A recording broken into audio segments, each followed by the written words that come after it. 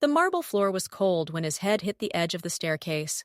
The taste of iron in his mouth, the smell of expensive coffee in the kitchen, and his mother's voice, sharp as broken glass. "You're not taking anything from this house." He didn't answer, just zipped his duffel bag.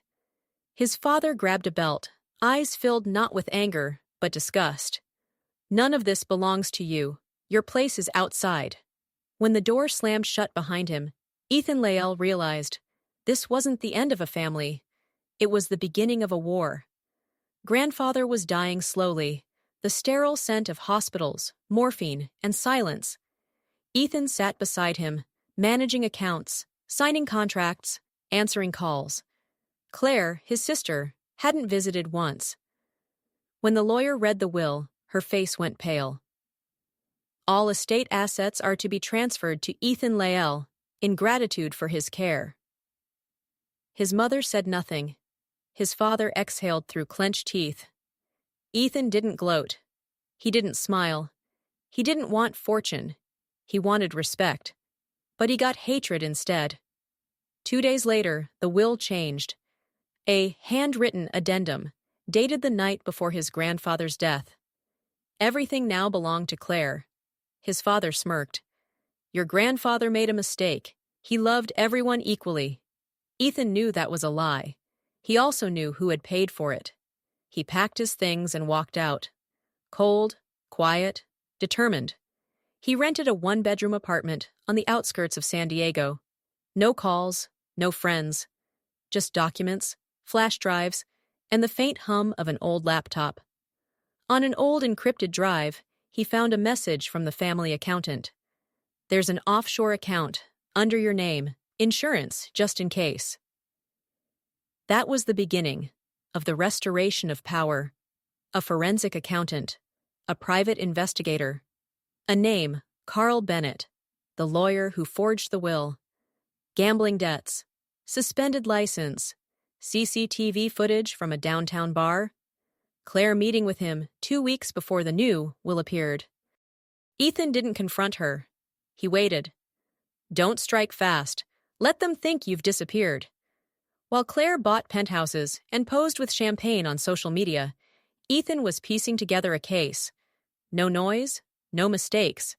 By the time it was done, he had everything: emails, signatures, timestamps, witness statements. For the first time in months, he smiled. "Now you're my case." The first hearing was quiet. His father looked hollow. His mother avoided his eyes. Claire wore designer clothes, but her hands trembled. "You think the jury will believe you?" his father hissed. "They don't have to," Ethan said calmly. "The evidence will." By the 4th day, their lawyer quit. By the 5th, Claire was in handcuffs. Fraud, forgery, misappropriation of funds. And for the first time, Ethan felt balance. That night, Ethan opened a sealed envelope his grandfather had left. "If you're reading this, truth has prevailed, but don't let it consume you. Money isn't revenge, it's freedom. Use it when you're ready to forgive, not before." Inside was a code to another account. $4 million. Untouched. He didn't spend a cent. 6 months later, the family estate was listed for auction. Ethan bought it, for half its price. He didn't move in.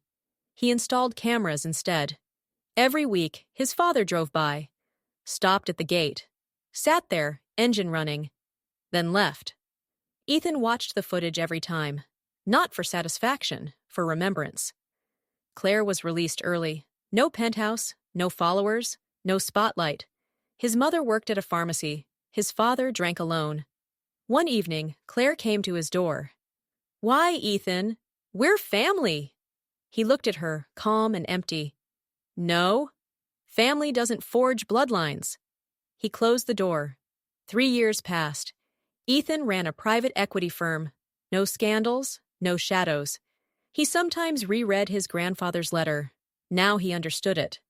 Silence wasn't defeat. It was victory, without witnesses. The old house still stood. Dust floated through shafts of early light. He stepped inside for the first time in years, removed his gloves, touched the wall. I used everything you gave me, Grandpa, but I didn't stay in their darkness. He left the key in the mailbox, walked to his car, breathing in the ocean air. This wasn't a story of revenge anymore. It was a story of survival.